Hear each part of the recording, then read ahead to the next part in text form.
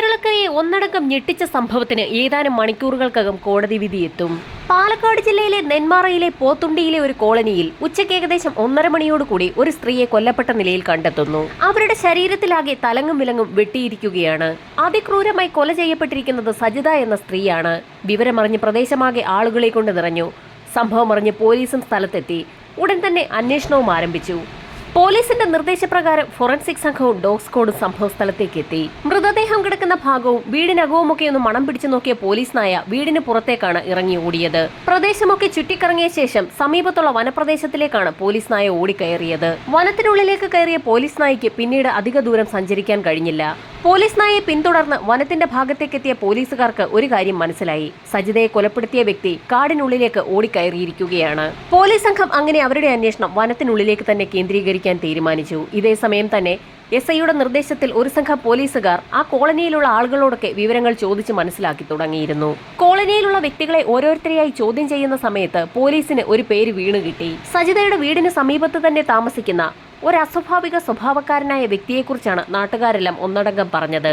പൊക്കം കുറഞ്ഞ എന്നാൽ ഉറച്ച ശരീരമുള്ള ചെന്താമരാക്ഷൻ എന്നൊരു വ്യക്തിയുടെ പേരാണ് നാട്ടുകാർ ഒന്നടങ്കം പോലീസിനോട് പറഞ്ഞത്. നാട്ടുകാർ അയാളുടെ പേര് സൂചിപ്പിക്കാൻ കാരണം അയാൾക്ക് മാന്ത്രിക വിദ്യകളും മന്ത്രവാദവും ഒക്കെ വശമുണ്ടെന്നും അയാൾക്ക് അതിനോടൊക്കെ ഒരു പ്രത്യേക താല്പര്യമുണ്ടെന്നും നാട്ടുകാർ പോലീസിനോട് വ്യക്തമാക്കി. അധികം വിദ്യാഭ്യാസമൊന്നുമില്ലാത്തൊരു വ്യക്തിയായിരുന്നു ചെന്താമരാക്ഷൻ. എന്നാൽ അയാളുടെ ഭാര്യ വിലാസിനിയാകട്ടെ ഒരു ഗ്രാജുവേറ്റ് ആയിരുന്നു.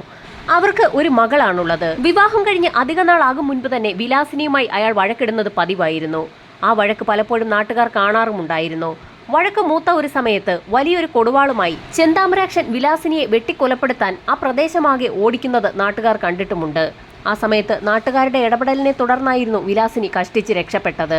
ആ സംഭവം ഉണ്ടായതിനു ശേഷം വിലാസിനി തന്റെ മകളുമായി ആ വീട് വിട്ടിറങ്ങിപ്പോയി. പലതവണ വിലാസിനിയെ വീട്ടിലേക്ക് ക്ഷണിച്ചെങ്കിലും അവർ പിന്നീട് തിരികെ വന്നില്ല. സ്വന്തം ഭാര്യയെ വെട്ടിക്കൊലപ്പെടുത്താൻ പോലും ഒരു മടിയുമില്ലാത്ത ചെന്താമരാക്ഷനാണ് സജിതയുടെ വീടിന് സമീപത്ത് താമസിക്കുന്നത്. അതുകൊണ്ടൊരു പക്ഷേ അയാൾ തന്നെയാകുമോ സജിതയെ കൊലപ്പെടുത്തിയതെന്നുള്ള സംശയമാണ് അവിടെ ഉയർന്നത്. കാര്യങ്ങൾ അവിടം വരെ എത്തിയ സാഹചര്യത്തിലായിരുന്നു കൊല്ലപ്പെട്ട സജിതയുടെ ഭർത്താവ് സുധാകരൻ അവിടേക്ക് എത്തിയത്. 2 പെൺമക്കളാണ് അവർക്കുള്ളത്. മൂത്ത കുട്ടി നഴ്സിംഗിനും ഇളയ കുട്ടി സ്കൂളിലുമാണ് പഠിക്കുന്നത്. വീടിനുള്ളിലും പരിസര പ്രദേശങ്ങളിലുമൊക്കെ പോലീസ് സംഘം വിശദമായ തിരച്ചിൽ നടത്തി. ഇതോടൊപ്പം ഇൻക്വസ്റ്റ് നടപടികൾ ആരംഭിക്കുകയും വിരലടയാള വിദഗ്ധരെത്തി ആ വീട്ടിൽ നിന്ന് ശേഖരിക്കാൻ കഴിയുന്നത്ര വിരലടയാളങ്ങൾ ശേഖരിക്കുകയും ചെയ്തു. ചെന്താമരാക്ഷൻ എന്ന വ്യക്തിയെക്കുറിച്ചുള്ള ചില സംശയങ്ങൾ പോലീസ് ഇൻസ്പെക്ടർ സുധാകരനോടും മക്കളോടും പറഞ്ഞു. അവർക്കും അതേ സംശയം തന്നെ ഉണ്ടായിരുന്നു. അതിന് കാരണം കഴിഞ്ഞ ദിവസങ്ങളിലെ അയാളുടെ ചില പെരുമാറ്റ രീതികളാണ്. അന്വേഷണം അയാളിൽ തന്നെ കേന്ദ്രീകരിക്കാൻ തീരുമാനിച്ച സംഘം ഏതാനും വീടുകൾക്ക് അപ്പുറത്ത് താമസിക്കുന്ന ചെന്താമരാക്ഷന്റെ സഹോദരന്റെ വീട്ടിലെത്തി കാര്യങ്ങളൊക്കെ പറഞ്ഞു. സഹോദരൻ രാധാകൃഷ്ണൻ താമസിക്കുന്നത് അവരുടെ തറവാട് വീട്ടിൽ തന്നെയാണ്. എന്നാൽ ചെന്താമരാക്ഷൻ ആ വീട്ടിലേക്ക് ചെന്നിട്ട് ഒരുപാട് ദിവസങ്ങളായി എന്ന് അയാൾ പോലീസിനോട് പറഞ്ഞു. എന്നാൽ മറ്റൊരു നിർണായക വിവരം കൂടി അയാൾ പോലീസിനെ അറിയിച്ചു. ചെന്താമരാക്ഷൻ മിക്കവാറും അറക്കമല ഭാഗത്തേക്ക് പോയിട്ടുണ്ടാകാനാണ് സാധ്യതയെന്നായിരുന്നു അയാൾ പോലീസിനോട് പറഞ്ഞത്. ഇടയ്ക്കിടയ്ക്ക് അറക്കമല ഭാഗത്തേക്ക് പോകുന്ന ഒരു രീതി അയാൾക്കുണ്ടെന്ന് മനസ്സിലാക്കിയ പോലീസുകാർക്ക് അപ്പോഴാണ് മറ്റൊരു കാര്യം ഓർമ്മ വന്നത്. അതേ അറക്കമല ഭാഗത്തേക്ക് തന്നെയാണ് പോലീസ് നായയും ഓടിയെത്തിയത്. അങ്ങനെയെങ്കിൽ സജിതയെ കൊലപ്പെടുത്തിയത് ഒരുപക്ഷെ ചെന്താമരാക്ഷൻ തന്നെ ആയിരിക്കാമെന്ന് ഉറപ്പിച്ച പോലീസ് സംഘം ആ കാടിനുള്ളിലൊക്കെ ഒരു തിരച്ചിൽ നടത്താൻ തീരുമാനിച്ചു. ആ നാട്ടിലുള്ള മുഴുവൻ ചെറുപ്പക്കാരും പോലീസിനെ അനുഗമിച്ച് കാട്ടിനുള്ളിലേക്ക് കയറി. നാട്ടുകാരും പോലീസും ചേർന്ന് ഒരു ദിവസം മുഴുവൻ ചെന്താമരാക്ഷനെ അവിടെ മുഴുവൻ അരിച്ചു പറക്കിയെങ്കിലും അയാളുടെ പൊടി പോലും കണ്ടെത്താനായില്ല. തൊട്ടടുത്ത ദിവസം അപ്രതീക്ഷിതമായി അയാളെ പോലീസിന്റെ കയ്യിൽ തന്നെ കിട്ടുകയും ചെയ്തു. അറക്കമലയിലേക്ക് കയറിപ്പോയ ചെന്താമര എന്തെങ്കിലും ഭക്ഷണം കിട്ടുമോന്നറിയാൻ പുറത്തേക്ക് ഇറങ്ങിയതായിരുന്നു. ഈ സമയത്തായിരുന്നു അയാൾ പോലീസിന്റെ വലയിലായത്. അപ്പോഴേക്കും സജിതയുടെ മരണം റിപ്പോർട്ട് ചെയ്തിട്ട് 18 മണിക്കൂറുകൾ പിന്നിട്ടിരുന്നു. അറസ്റ്റ് ചെയ്യപ്പെട്ട ചെന്താമരാക്ഷനുമായി പോലീസ് സംഘം കൊല്ലപ്പെട്ട സജിതയുടെ വീട്ടിലെത്തി.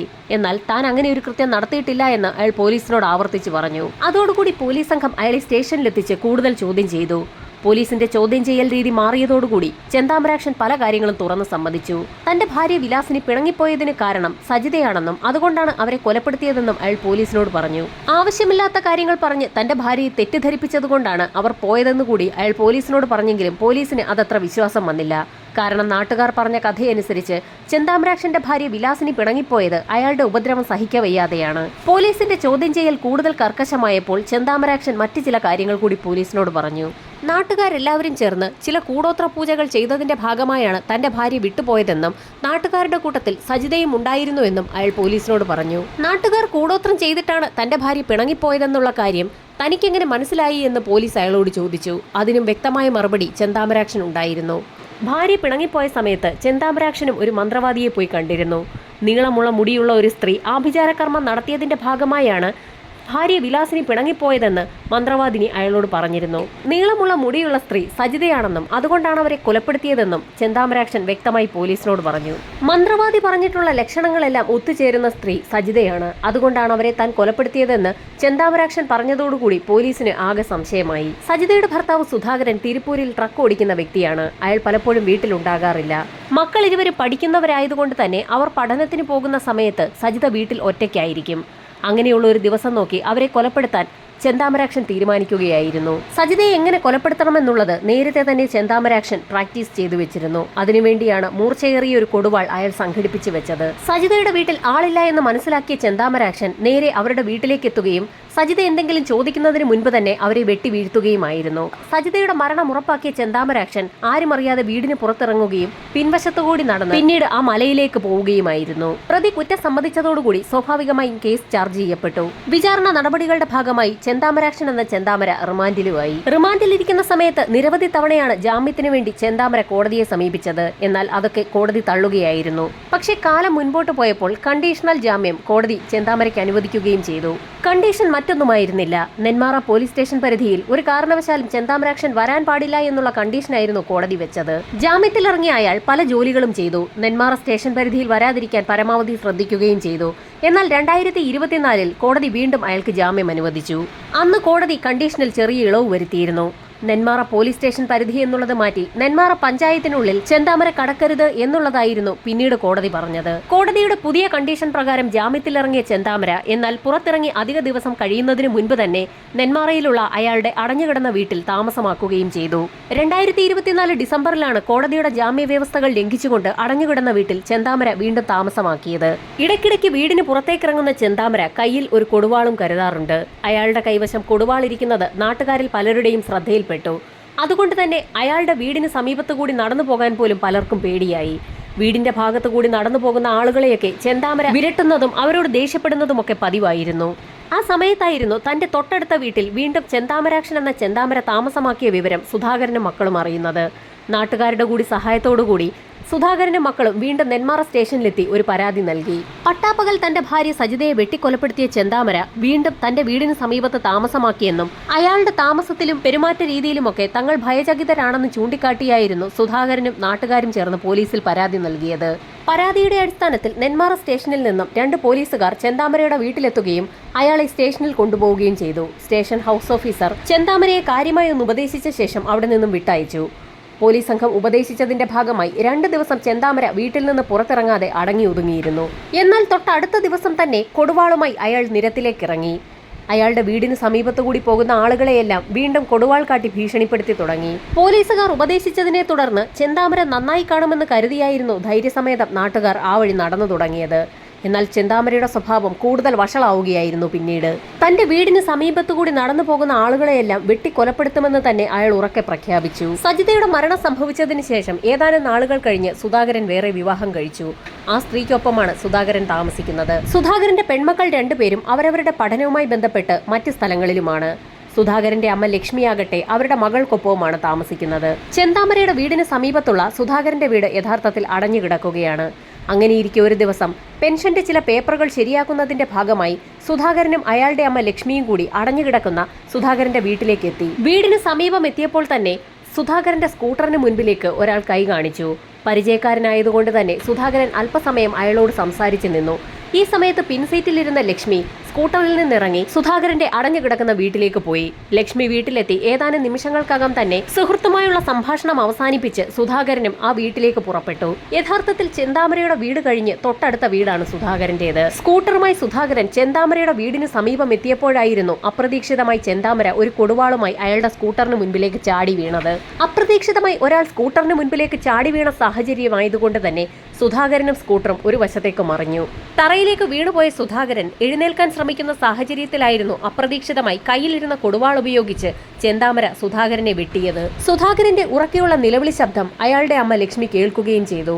ലക്ഷ്മി അവിടേക്ക് ഓടിയെത്തിയപ്പോൾ തന്റെ മകൻ സുധാകരനെ ചെന്താമര തലങ്ങും വിലങ്ങും വെട്ടുന്ന കാഴ്ചയാണ് കണ്ടത്. മകനെ രക്ഷിക്കുന്നതിനായി ലക്ഷ്മി അവർക്കരികിലേക്ക് പാഞ്ഞെടുത്തു. ഈ സമയത്തായിരുന്നു തന്റെ കൈവശമിരുന്ന കൊടുവാൾ ഉപയോഗിച്ച് ചെന്താമര ലക്ഷ്മിയെയും വെട്ടി വീഴ്ത്തിയത്. തുടർന്ന് 16 തവണയാണ് സുധാകരന്റെ അമ്മ ലക്ഷ്മിയെ ചെന്താമര തലങ്ങും വിലങ്ങും വെട്ടിയത്. സുധാകരന്റെയും അമ്മ ലക്ഷ്മിയുടെയും അലർച്ചയും നിലവിളി ശബ്ദവും ഒക്കെ കേട്ടുകൊണ്ട് നാട്ടുകാരൊക്കെ അവിടേക്ക് ഓടിയെത്തി. രക്തത്തിൽ കുളിച്ചു കിടക്കുന്ന അമ്മയെയും മകനെയുമാണ് നാട്ടുകാർക്ക് കാണാൻ കഴിഞ്ഞത്. തീർത്തും നടുക്കുന്ന കാഴ്ച കണ്ട നാട്ടുകാർ സുധാകരനെ പരിശോധിച്ച് നോക്കിയപ്പോൾ തന്നെ അയാളുടെ മരണം സംഭവിച്ചു കഴിഞ്ഞു എന്ന് അവർക്ക് ഉറപ്പായി. എന്നാൽ ലക്ഷ്മിക്ക് അപ്പോഴും ചെറിയ അനക്കമുണ്ടായിരുന്നു. ലക്ഷ്മിയെ നാട്ടുകാരുടൻ തന്നെ ആശുപത്രിയിലേക്ക് കൊണ്ടുപോയി. ഇതേ സമയം നെന്മാറ സ്റ്റേഷനിൽ വിവരമറിയിക്കുകയും പോലീസ് സംഘം സംഭവമറിഞ്ഞ് അവിടേക്ക് എത്തുകയും ചെയ്തിരുന്നു. സുധാകരനെയും അമ്മ ലക്ഷ്മിയെയും വെട്ടിക്കൊലപ്പെടുത്തിയത് ചെന്താമര തന്നെയാണെന്ന് നാട്ടുകാരിൽ പലരും പോലീസിനോട് പറഞ്ഞു. ആളുകളെയൊക്കെ കൊലപ്പെടുത്തുമെന്ന് പറഞ്ഞുകൊണ്ട് അയാൾ ഭീഷണി മുഴക്കുന്ന കാര്യവും അതിനോടൊപ്പം തന്നെ അയാൾ കൊടുവാൾ രാഗി മിനുക്കിക്കൊണ്ട് രാവിലെയും വൈകിട്ടുമൊക്കെ വീടിന് പരിസരത്തുകൂടി കറങ്ങി നടക്കുന്ന കാര്യവുമൊക്കെ നേരത്തെ തന്നെ നാട്ടുകാർ പോലീസിനെ അറിയിച്ചതാണ്. പോലീസ് സംഘം അതിന്റെ ഭാഗമായി അയാളെ ഉപദേശിച്ച് വിടുകയും ചെയ്തിട്ടുണ്ട്. അതുകൊണ്ട് തന്നെ കഥയുടെ പശ്ചാത്തലം അറിയാവുന്ന പോലീസ് സംഘം സംഭവസ്ഥലത്തെത്തിയപ്പോൾ തന്നെ ചെന്താമരയുടെ വീടിനകത്തേക്ക് കയറി ഒരു പരിശോധന നടത്തി. വീടിനുള്ളിൽ നിന്നും പോലീസ് സംഘം ഒരു വിഷക്കുപ്പി കണ്ടെത്തി. രണ്ടുപേരെ വെട്ടിക്കൊലപ്പെടുത്തിയ ശേഷം ചെന്താമര വിഷം കുടിച്ചതാകാമെന്ന് പോലീസ് വിലയിരുത്തി. വിഷക്കുപ്പി കണ്ടെത്തിയെങ്കിലും ചെന്താമരയെ ആ വീടിനുള്ളിലെങ്ങും കാണാത്ത സാഹചര്യത്തിൽ വിഷം കുടിച്ച ചെന്താമര എവിടേക്ക് പോയി കാണുമെന്ന് പോലീസ് അന്വേഷിച്ചു. ചെന്താമരയുടെ വീട്ടിൽ നിന്നും പോലീസുകാർ വിഷക്കുപ്പി കണ്ടെത്തിയ കാര്യം അപ്പോഴേക്കും പുറത്തുനിന്ന നാട്ടുകാരൊക്കെ അറിഞ്ഞു. ആത്മഹത്യ ചെയ്യാൻ തീരുമാനിച്ചതാണെങ്കിൽ അയാൾ കുളത്തിൽ ചാടിക്കാണുമെന്ന് ചില ആളുകളൊക്കെ അഭിപ്രായപ്പെട്ടു. നാട്ടുകാർ അങ്ങനെ ഒരു സംശയം പറഞ്ഞ സാഹചര്യത്തിൽ പോലീസ് സംഘം സ്കൂബ ടീമിനെയും തണ്ടർബോൾട്ടുകാരെയും ഒക്കെ സംഭവസ്ഥലത്തേക്ക് വിളിച്ചു വരുത്തി. സമീപ പ്രദേശങ്ങളിലൊക്കെ വലിയ വലിയ കുളങ്ങളുണ്ട്. അതുകൊണ്ട് തന്നെ ഒരു സംഘം പോലീസുകാർ സ്കൂബ ടീമുമായി കുളത്തിലൊക്കെ തിരച്ചിൽ നടത്തി. കാട്ടിലേക്ക് കയറിപ്പോകുന്ന ഒരു ശീലം ചെന്താമരയ്ക്കുള്ളതുകൊണ്ട് തന്നെ അയാൾ കാട് കയറിപ്പോകാൻ സാധ്യതയുണ്ടെന്ന് സംശയം തോന്നിയ ഒരു സംഘം പോലീസുകാരും നാട്ടുകാരും ചേർന്ന് സമീപത്തുള്ള വനപ്രദേശങ്ങളിലൊക്കെ ഒരു തിരച്ചിൽ നടത്തി. ഇതേ സമയം ചെന്താമര നേരത്തെ ജോലിക്ക് പോകാറുണ്ടായിരുന്ന സ്ഥലങ്ങളിലൊക്കെ ഒരു സംഘം പോലീസുകാർ അന്വേഷണത്തിന്റെ ഭാഗമായി വിശദമായ പരിശോധന നടത്തി.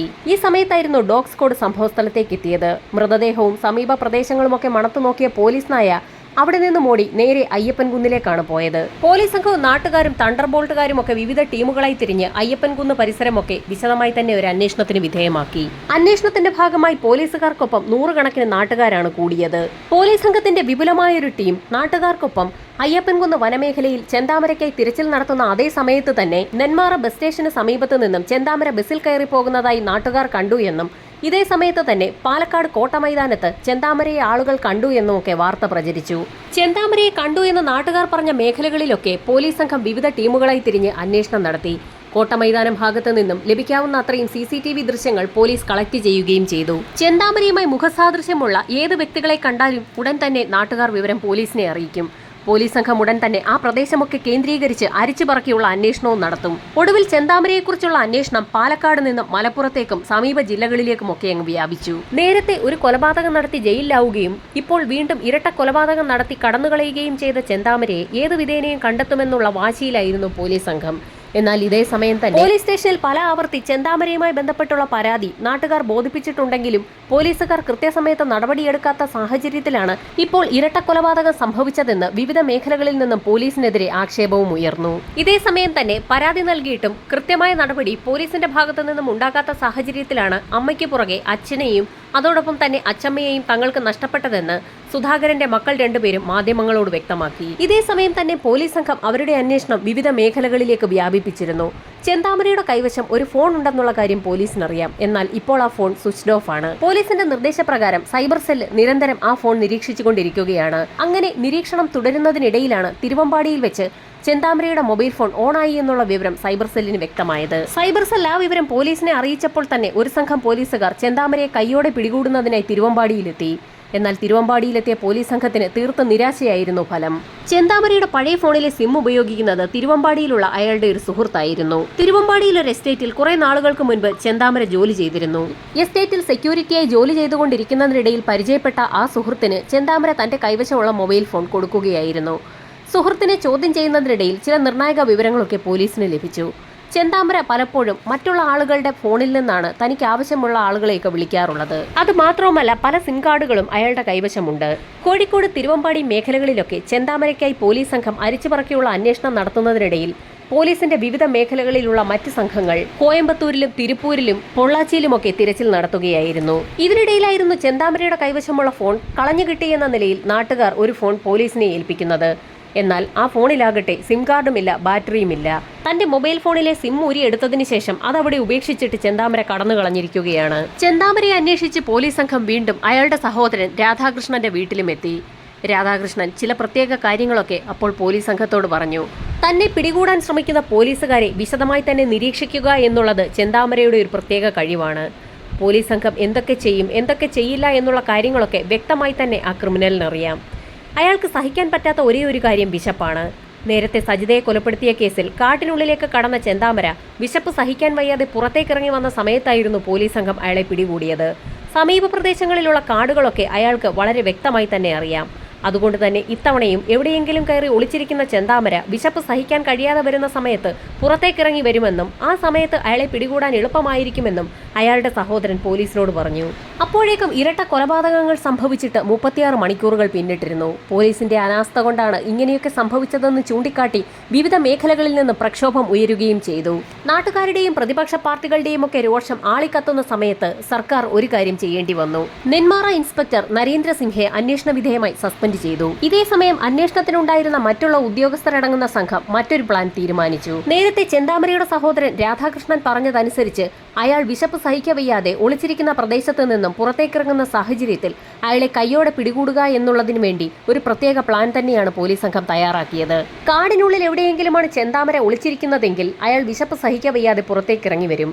അങ്ങനെ അയാളെ പുറത്തു ചാടിക്കുന്നതിന്റെ ഭാഗമായി പോലീസുകാർ നേരത്തെ തയ്യാറാക്കി വെച്ച പ്ലാനിന്റെ അടിസ്ഥാനത്തിൽ ചെന്താമരയെ അന്വേഷിച്ച് മലയിലേക്ക് പോയ പോലീസ് സംഘത്തെയും നാട്ടുകാരെയും ഒക്കെ തിരികെ വിളിപ്പിച്ചു. ചെന്താമരയെ ഇനി വനത്തിൽ അന്വേഷിക്കുന്നില്ല എന്ന തരത്തിലുള്ള ഒരു വാർത്തയാണ് പിന്നീട് പരന്നത്. മാധ്യമങ്ങളൊക്കെ അത് കൃത്യമായി തന്നെ റിപ്പോർട്ട് ചെയ്യുകയും ചെയ്തു. ചെന്താമര കാടിനുള്ളിലേക്ക് കയറിപ്പോയ സാഹചര്യത്തിൽ പോലീസ് സംഘം പകുതിക്ക് വെച്ച് എന്തിനാണ് അന്വേഷണം നിർത്തലാക്കി വെക്കുന്നത് എന്നുള്ള തരത്തിൽ വിവിധ മേഖലകളിൽ നിന്നും ചോദ്യങ്ങൾ ഉയർന്നു. എന്നാൽ ആ ചോദ്യങ്ങൾക്കൊന്നും മറുപടി പറയാൻ നിൽക്കാതെ പോലീസ് സംഘം അവരുടെ പ്ലാനിൽ തന്നെ ഉറച്ചു നിന്നു. വൈകുന്നേരത്തോടുകൂടി പോലീസ് സംഘം അന്വേഷണം മതിയാക്കിയെന്ന് മനസ്സിലായതോടുകൂടി നാട്ടുകാരും അവിടെ നിന്ന് പിരിഞ്ഞുപോയി. എന്നാൽ രാത്രിയോടുകൂടി ഭക്ഷണം തേടി മലയിറങ്ങി വരുന്ന ചെന്താമരയെ കാത്ത് പോലീസ് സംഘം അടഞ്ഞുകിടക്കുന്ന അയാളുടെ വീടിന് സമീപ പ്രദേശങ്ങളിലും അയാൾ നടന്നു വരാൻ സാധ്യതയുള്ള വയലിന് സമീപവുമൊക്കെ ഒളിച്ചു നിൽക്കുന്നുണ്ടായിരുന്നു. രാത്രി ഏകദേശം 10:30 മണി കഴിഞ്ഞ സമയത്ത് ആരോ ഒരാൾ വയലിലൂടെ നടന്നു വരുന്ന ഒരു കാഴ്ചയാണ് പിന്നീട് കണ്ടത്. ഈ സമയത്ത് തന്നെ ആ പ്രദേശത്തുള്ള വീടുകളിലെയൊക്കെ ലൈറ്റുകൾ പെട്ടെന്ന് തെളിഞ്ഞു. മല കയറിപ്പോയ ചെന്താമര വിശന്നു വലഞ്ഞ് തന്റെ വീട്ടിലേക്ക് വരുന്ന കാഴ്ചയായിരുന്നു അത്. വയലിലൂടെ തന്റെ വീട് ലക്ഷ്യം വെച്ച് വന്ന ചെന്താമര നേരെ പോലീസ് വിരിച്ച വലയിൽ വീഴുകയും ചെയ്തു. അങ്ങനെ ചെന്താമരയെ കസ്റ്റഡിയിലെടുത്ത പോലീസ് സംഘം അയാളെ നെന്മാറ സ്റ്റേഷനിൽ എത്തിച്ചു. ചെന്താമര പോലീസ് കസ്റ്റഡിയിലായി എന്നുള്ള വിവരമറിഞ്ഞ് ആയിരക്കണക്കിന് നാട്ടുകാരാണ് സ്റ്റേഷൻ കോമ്പൗണ്ടിലേക്ക് ഇരച്ചു കയറിയത്. ചെന്താമരയുടെ വിധി നാട്ടുകാർ തന്നെ നടപ്പിലാക്കുമെന്ന് പറഞ്ഞുകൊണ്ട് വലിയൊരു പ്രക്ഷോഭം തന്നെ സ്റ്റേഷന് മുൻപിൽ നടന്നു. നാട്ടുകാരെ പല രീതിയിലും വിരട്ടി ഓടിക്കാൻ ശ്രമിച്ചെങ്കിലും പോലീസിന് അതിന് കഴിയാതെ വന്നു. ഒടുവിൽ പോലീസ് സ്റ്റേഷൻ ആക്രമണത്തിൽ നിന്നും നാട്ടുകാരെ പിന്മാറ്റുന്നതിന്റെ ഭാഗമായി ചെറിയ രീതിയിൽ പെപ്പർ സ്പ്രേ വരെ പ്രയോഗിക്കേണ്ട ഒരു അവസ്ഥയിലേക്കാണ് പോലീസ് എത്തിയത്. സ്റ്റേഷനിലെത്തിച്ച ചെന്താമരയെ പോലീസ് സംഘം വിശദമായി തന്നെ ചോദ്യം ചെയ്തു. ഞെട്ടിക്കുന്ന ചില കാര്യങ്ങളാണ് അയാൾ ചോദ്യം ചെയ്യലിൽ പോലീസിന് മുൻപാകെ വെളിപ്പെടുത്തിയത്. ചെന്താമര തന്റെ പിണങ്ങിപ്പോയ ഭാര്യയെ കൊലപ്പെടുത്താനും തീരുമാനിച്ചിരുന്നു. ആഭിചാര കർമ്മങ്ങൾ നാട്ടുകാർ നടത്തിയതിന്റെ പേരിലാണ് ഭാര്യ തന്നെ വിട്ടു പോയതെന്നാണ് അയാൾ ഇപ്പോഴും വിശ്വസിക്കുന്നത്. അതുകൊണ്ട് തന്നെ ആഭിചാര കർമ്മങ്ങൾ നടത്തിയിട്ടുള്ള നാട്ടുകാരെ ഓരോരുത്തരെയായി വെട്ടിക്കൊലപ്പെടുത്താനും അയാൾ തീരുമാനിച്ചിട്ടുണ്ടായിരുന്നു. സജിതയെ കൊലപ്പെടുത്തിയതിന് പ്രതികാരമായി ചെന്താമരയെ സുധാകരൻ വെട്ടിക്കൊലപ്പെടുത്തുമോ എന്നുള്ളൊരു ഭയം അയാൾക്കുണ്ടായിരുന്നു. അതുകൊണ്ടാണ് സുധാകരനെ ചെന്താമര വെട്ടിക്കൊലപ്പെടുത്തിയത്. ലക്ഷ്മിയുടെ മരണം അതിനിടയിൽ സംഭവിച്ചു പോയതാണ്. പോലീസുകാരുടെ അന്വേഷണം വഴിതെറ്റിക്കുന്നതിന് വേണ്ടിയായിരുന്നു താൻ വിഷം കുടിച്ചു എന്ന് വരുത്തി തീർക്കുന്നതിന് വേണ്ടി മനഃപൂർവ്വം ഒരു വിഷക്കുപ്പി ചെന്താമര തന്റെ വീടിനുള്ളിൽ തുറന്നു വെച്ചിരുന്നത്. ചോദ്യം ചെയ്യലിനിടയിൽ മറ്റൊരു കാര്യം കൂടി ചെന്താമര പോലീസ് മേധാവികളോട് പറഞ്ഞിരുന്നു. തന്നെ ഇനി ഒരു കാരണവശാലും പുറത്തേക്ക് വിടരുതെന്നാണ് ചെന്താമരയുടെ ആവശ്യം. ജയിലിനുള്ളിലാകുമ്പോൾ നല്ല താമസവും ഭക്ഷണവും ഒക്കെ ലഭിക്കും. പിന്നെ എന്തിനാണ് താൻ പുറത്തു പോകുന്നതെന്നായിരുന്നു അയാൾ പോലീസിനോട് ചോദിച്ചത്. ചെന്താമരയുടെ അറസ്റ്റ് രേഖപ്പെടുത്തിയ പോലീസ് സംഘം കുറ്റപത്രം തയ്യാറാക്കി കോടതിയിൽ സമർപ്പിച്ചു. വാദപ്രതിവാദങ്ങൾ ൊടുവിൽ ഏതാനും നിമിഷങ്ങൾക്കകം തന്നെ പാലക്കാട് നെന്മാറ സജിത വധക്കേസിൽ ജില്ലാ അഡീഷണൽ സെഷൻസ് കോടതി വിധി പറയും. തങ്ങളുടെ കുടുംബം തകർത്ത ചെന്താമരയ്ക്ക് വധശിക്ഷ തന്നെ കൊടുക്കണമെന്ന് സജിതയുടെയും സുധാകരന്റെയും മക്കൾ മാധ്യമങ്ങളോട് പ്രതികരിച്ചു. കോടതിയുടെ നിർണായക വിധി പ്രഖ്യാപനം ആർക്കനുകൂലമാകുമെന്ന് വരും മണിക്കൂറുകളിൽ തന്നെ അറിയാം.